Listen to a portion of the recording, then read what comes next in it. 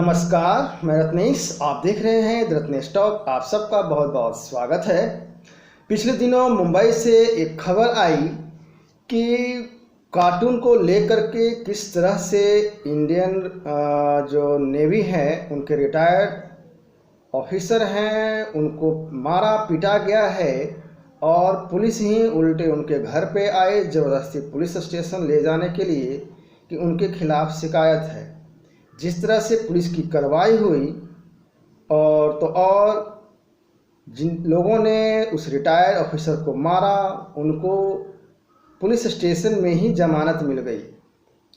यह सोचने योग्य है बात और चिंतनीय है कि क्या भारत भी उसी रास्ते पे चल दिया है जहां कार्टून छापना अपराध है, जबकि नेवी ऑफिसर ने सिर्फ इसे शेयर किया था।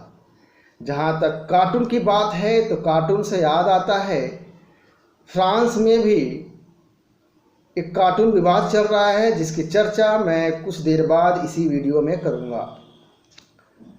मैं अपने देखने वालों को बताऊं कि कार्टून में ऐसा क्या था कि शिव सैनिकों को या वो जो सत्ता में पार्टी है उनको बुरा लगा, वो परेशान हुए। क्या कार्टून इतना भ्रामक था? जबकि कार्टून में उद्धव ठाकरे को, सोनिया गांधी और शरद पवार को क्रमशः दिखाया गया है, जिसमें सोनिया और पवार के सामने उद्धव ठाकरे नतमस्तक हैं, जिनको क्रमशः मातोश्री और पिताश्री दिखाया गया है और उद्धव ठाकरे को लाचार श्री दिखाया गया है। कार्टून में बुरा क्या लगा? क्या लाचार श्री कहा गया इस वजह से बुरा लगा, या फिर सोनिया गांधी का कार्टून बनाया गया इस वजह से नाराजगी हुई या गुस्से का प्रदर्शन हुआ जिसकी वजह से नेवी ऑफिसर को पीटा गया? विडंबना यह है कि बाला साहब ठाकरे खुद एक उच्च कोटि के कार्टूनिस्ट रहे हैं, जिन्होंने अपने जीवन काल में इंदिरा गांधी से लेकर के मोरारजी देसाई तक के कार्टून बनाया है।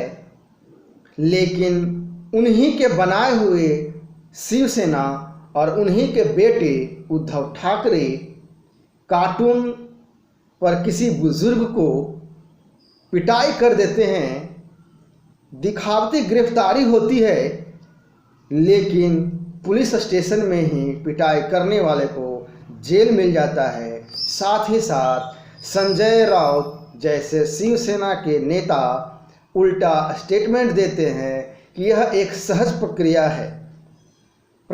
है। तो क्या वास्तविक प्रतिक्रिया में उसकी जान मार देते? यह भी एक प्रश्न उठता है। अब बात होती है कि यह जो पूरा प्रकरण है एक चल रहा है फ्रांस में, वहाँ पे एक चार्ली हेब्दो का है कार्टून, जहाँ पे छापे जाने पर ऑफिस में हमला हो जाता है। यह हमला आतंकवादियों ने 2015 में किया था और ये कार्टून प्रॉफिट मोहम्मद, जो पैगंबर मोहम्मद हैं, उन पे कार्टून था, उनसे संबंधित था। ऐसा कहा गया कि मोहम्मद का कार्टून बनाने का अधिकार किसी को नहीं है, यह इस्लामिक लॉ है, इस्लामी लॉ के खिलाफ है। उनका ऐसा विचार है, ऐसा सोच है जो पिछले 14-15 साल से चला आ रहा है। जब उद्धव ठाकरे का कार्टून फॉरवर्ड किया जाता है, शेयर किया जाता है, तो यह याद दिलाता है कि क्या उद्धव ठाकरे ने जिन लोगों के साथ सरकार बना रखा है कांग्रेस एनसीपी के साथ, क्या उद्धव ठाकरे भी उन इस्लामिक मानसिकता और विधि विधान को फॉलो करने लगे हैं, उस रास्ते पे चलने लगे हैं?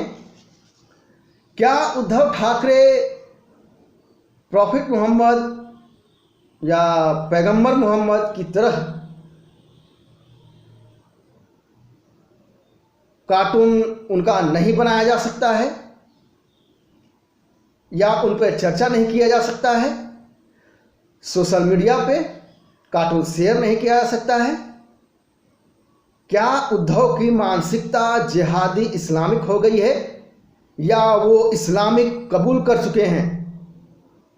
क्या इस्लाम के प्रभाव में आ चुके हैं और इतना ज़्यादा प्रभाव में आ चुके हैं कि अब इस स्थिति में यदि कोई कुछ उनके खिलाफ कोई बोलेगा तो उनके घर में घुसकर उनको धमकी देंगे, मारेंगे, पीटेंगे, आंख फोड़ देंगे, किसी का घर तोड़ देंगे, उलूल जुलूल बेतुका FIR करेंगे, आम जनता को परेशान करेंगे। हम सब ने देखा है कि किस तरह से सोनू निगम और बाकी सारे लोगों ने महाराष्ट्र मुंबई में अजान पर प्रश्न खड़े किए थे। सब ने यह भी देखा कि किस तरह से लॉकडाउन के दौरान कोरोना माहौल में तबलीगी जमात का शरण प्रोवाइड किया गया, मुहैया कराया गया। मुस्लिम तुष्टीकरण की राजनीति समझ में तो आती है कि कांग्रेस NCP का गठबंधन है, उद्धव ठाकरे के साथ उनके बिना काम नहीं चल सकता है, लेकिन उद्धव ठाकरे का स्वयं का कार्टून, इस पर विवाद और उसे शेयर करने के बाद, फॉरवर्ड करने के बाद ऐसा होता है विवाद कि उसे मारने पीटने की नौबत आ जाती है। तो यह केवल क्रिया की प्रतिक्रिया ही नहीं, यह भी देखना पड़ेगा कि यह जो कार्टून था यह उद्धव ठाकरे से संबंधित था, यह कांग्रेस NCP का मैटर नहीं था इसमें। तो फिर ठाकरे भी क्या इस्लाम के रास्ते पर खुलकर चल दिए हैं? तो फिर बाला साहब ठाकरे की संतान हिंदुओं के लिए, भारतवर्ष के लिए, भारत के समाज के लिए, हिंदुओं के उत्थान के लिए, हिंदुओं के जागरण के लिए, प्रगतिशील कार्य के लिए कितना यह काम करेगा, यह विचारणीय है, चिंतनीय है। नमस्कार।